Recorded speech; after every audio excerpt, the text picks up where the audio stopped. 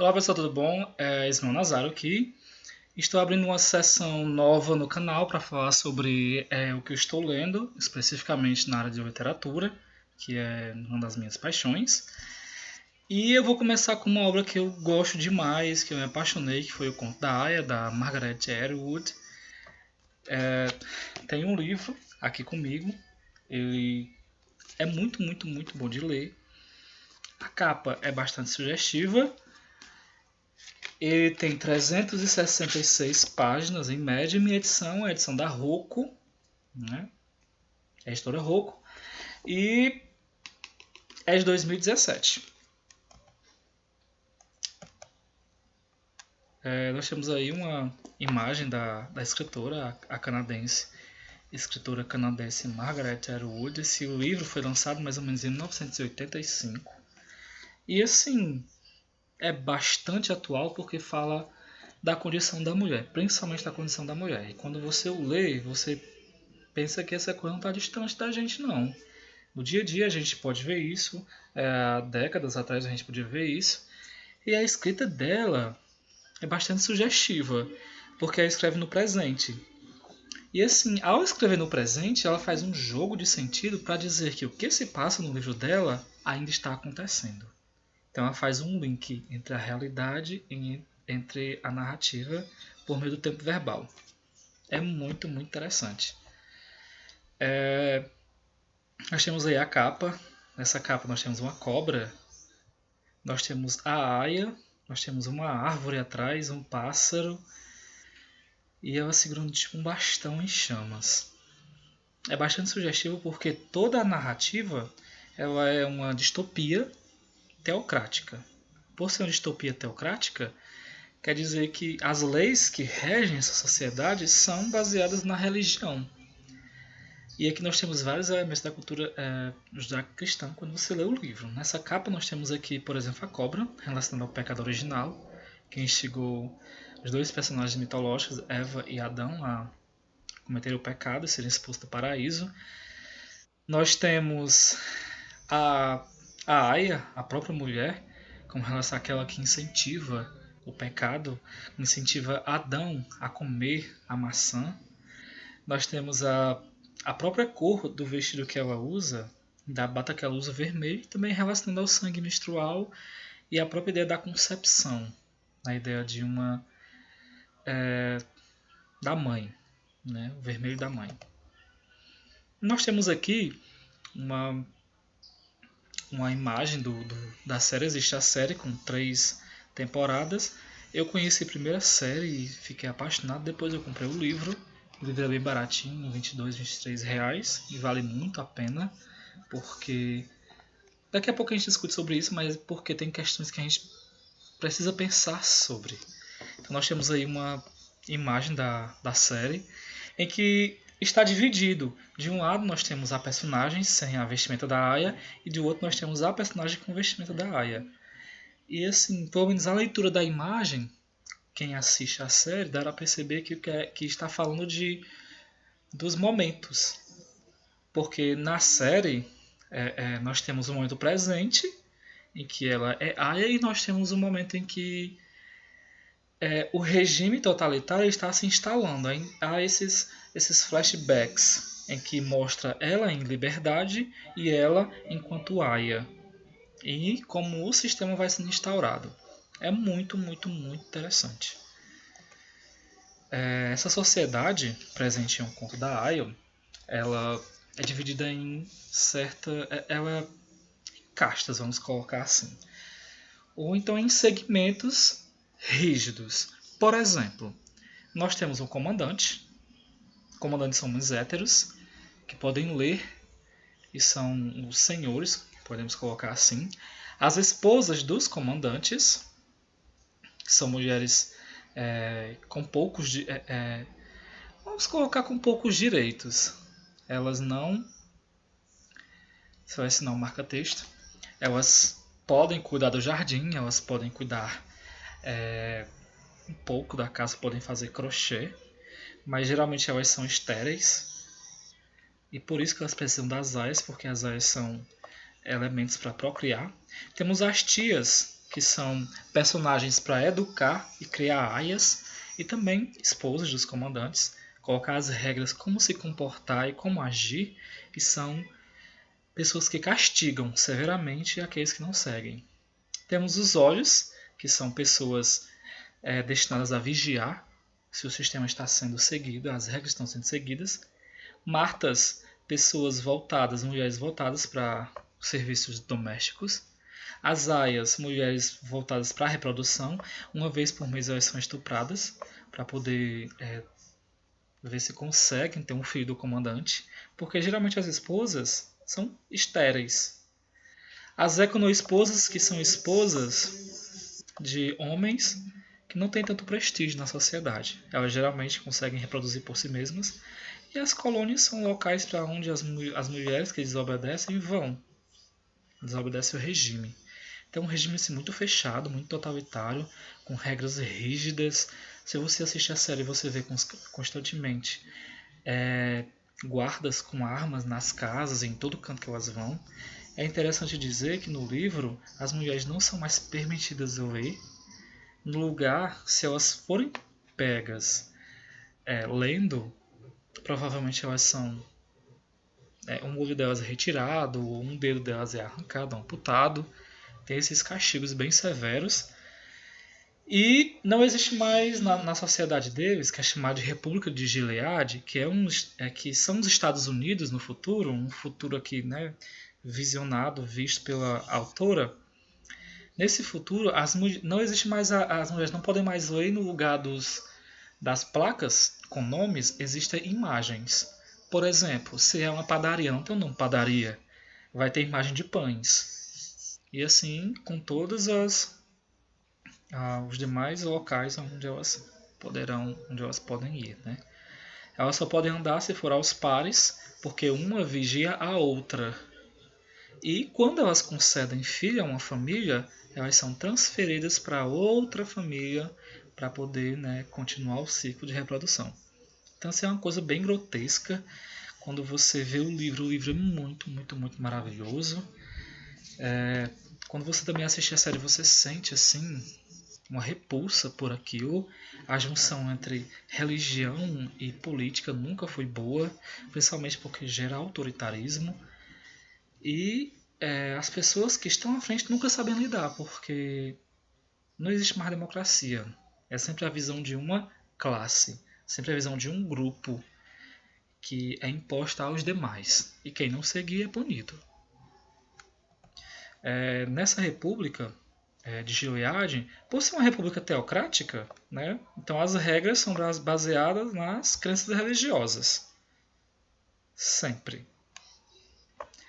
No caso de uma mulher não engravidar, a culpa sempre vai ser dela, nunca vai ser do homem. Então assim a gente tem mais uma vez a questão do judaico-cristão do pecado original, da mulher ser sempre a culpada, a Eva pecadora. Então a mulher que é uma representação de Eva e do pecado. Se uma mulher desobedecer às leis, uma parte de seu corpo é amputada. Como eu falei, se ela for pega lendo, provavelmente terá um olho arrancado, sofrerá alguma punição ou coisa do tipo. É sempre, geralmente, referente à parte do corpo que a mulher utilizou. E os enforcamentos do muro. Existe um muro em que pessoas constantemente são colocadas lá, mortas, penduradas por um gancho, cobertas com sacos brancos na cabeça, para servir de exemplo para as outras pessoas. Aquelas pessoas que estão lá mortas é porque não seguiram o regime. Então estão lá para que as pessoas vejam e sirvam de exemplo, para que elas não pratiquem o que eles praticavam. Então são para mostrar os transgressores do sistema, do regime. É uma narrativa muito interessante porque faz a gente questionar sobre essa relação entre religião e política, se é uma relação interessante, se é uma relação boa. Nos faz pensar sobre autoritarismo. O que é mais interessante, é eu ouvir a voz do outro ou eu somente impor a minha voz? E que autoridade me seria dada para eu impor a minha voz sobre a do outro? Que autoridade seria essa? Sou especial, como é colocado aqui? Algumas mulheres, as aias, elas são super rebaixadas, são violentadas, são espancadas. E dá para fazer esse questionamento. Por que elas não poderiam ter a mesma liberdade? Por que elas não podem agir como as esposas. E por que que a ideia de ler, por que que a ideia de você se informar e se instruir, ela é perigosa? Então dá para fazer esses questionamentos em torno dessa obra, mas o que mais pesa é a condição da mulher, principalmente na visão, né? Um livro escrito em primeira pessoa, na personagem principal June, chamada de Alfred, e dá para perceber o ponto de vista dela e como ela se relaciona com essa sociedade, que foi criada há pouco tempo na narrativa. Então ela sempre está relembrando o passado, comparando com o futuro, e às vezes relembrar o passado é um escape. É um escape para então ter esses momentos em que dá para a gente pensar sobre a realidade, relacionar com um livro e a gente vê que não estamos distantes. As mulheres conseguiram direitos faz pouco tempo e como a gente está em um período de descrença com relação aos sistemas políticos, as pessoas estão se voltando cada vez mais para o passado, para as regras mais estritas, regras mais fortes, vamos colocar assim, em que elas se sentem mais seguras. Então, esse também é um dos motivos em que regimes totalitários estão ganhando vez e voz no mundo, aliás, porque as pessoas estão se sentindo inseguras. A ideia de identidade não mais está, essa identidade pós-moderna não está mais satisfazendo as pessoas. Então, elas estão se voltando para o passado, porque no passado havia segurança. No passado, as coisas eram certas. No passado, a identidade era fixa. E hoje, não. Então, esse é um dos motivos. Eu tenho um trecho do livro para ler para vocês, que eu acho muito interessante, que é a parte do muro. Eu vou começar na página 44. Agora viramos as costas para a igreja. E lá está a coisa que, na verdade, viemos ver: o muro. O muro também tem centenas de anos de idade, ou pelo menos mais de 100. Como as calçadas, é de tijolo vermelho, e em outros tempos deve ter sido simples, mais bonito. Agora os portões têm sentinelas e há novos holofotes medonhos montados sobre postes de metal acima dele, e arame farpado ao longo da base e cacos de vidro fixados com concreto ao longo do topo. Ninguém passa por aqueles portões voluntariamente. As precauções são para aqueles que tentam sair. Embora até mesmo conseguir chegar ao muro, vindo de dentro, ultrapassando o sistema de alarme eletrônico seria quase impossível. Ao lado da entrada do portão principal, há mais 6 corpos pendurados pelo pescoço, com as mãos amarradas na frente, a cabeça enfiada em sacas brancas, caídas para o lado sobre o muro. Deve ter havido um salvamento de homens hoje cedo de manhã. Não ouvi os sinos, talvez tenha acabado por me acostumar a eles. Nós paramos, juntas como se atendendo a um sinal e olhamos para os corpos. Não faz mal se olharmos. Espera-se que olhemos. É para isso que estão lá, pendurados no muro. Às vezes ficam lá expostos por dias a fio, até chegar um novo lote, de modo que o maior número possível de pessoas tenha a oportunidade de vê-los. O que segura as cordas que estão penduradas são ganchos. Os ganchos foram fixados na alvenaria do muro, para esse objetivo. Nem todos estão ocupados. Os ganchos parecem os mecanismos usados por pessoas sem braço, ou pontos de interrogação de aço de cabeça para baixo. As sacas que cobrem a cabeça é que são pior do que seriam os próprios rostos em si. Fazem com que os homens pareçam bonecos nos quais os rostos ainda não foram pintados, como se fossem espantalhos, o que de certo modo é o que são, uma vez que a intenção é assustar. Ou como se as cabeças fossem sacas, enchidas com alguma substância indiscriminada, como farinha ou mistura de massa.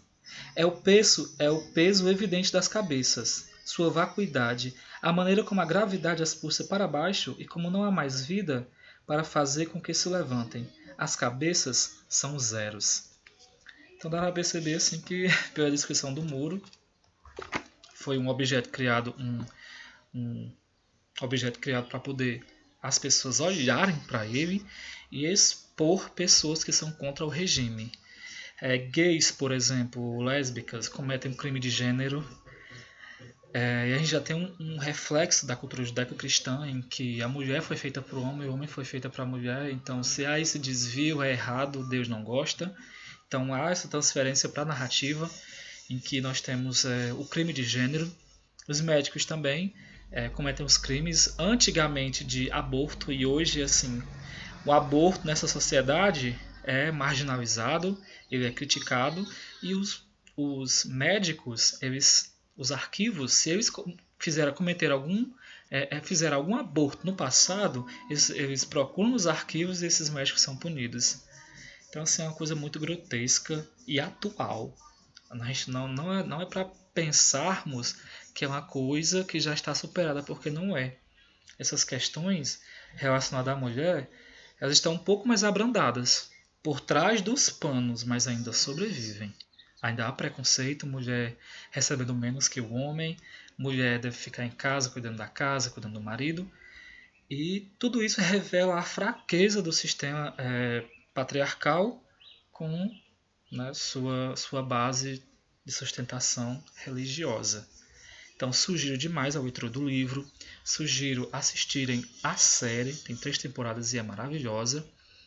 E eu não terminei de ler o livro, porque até o nome da sessão do canal é o que estou lendo. Então eu estou compartilhando o que eu estou lendo e que vocês possam também, né, se interessar e ler. Tá bom? Então até mais, próxima semana tem mais vídeos sobre livro, que eu já vou estar lendo outro livro. E vou postar outro livro que eu vou estar analisando, discutindo aqui com vocês. Tá bom? Até mais e tchau, tchau.